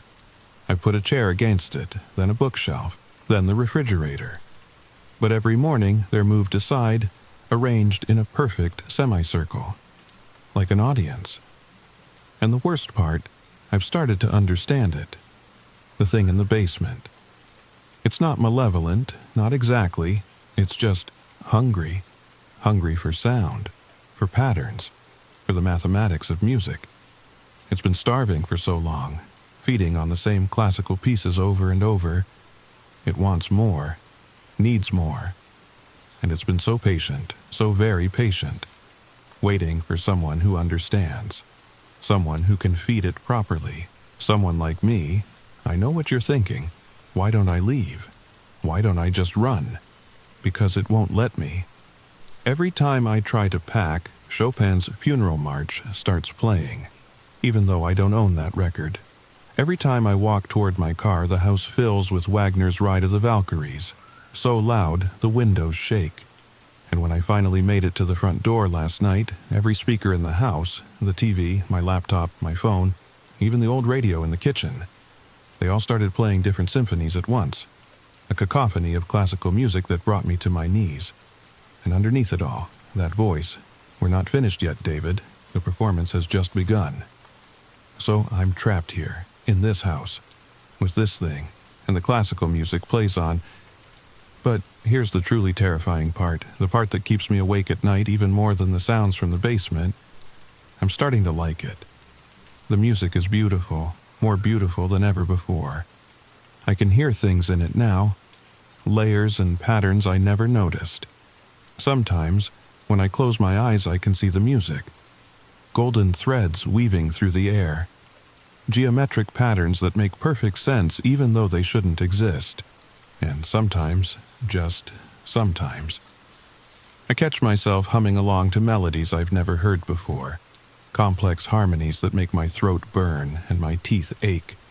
Songs that were never written by human hands. The thing in my basement loves classical music.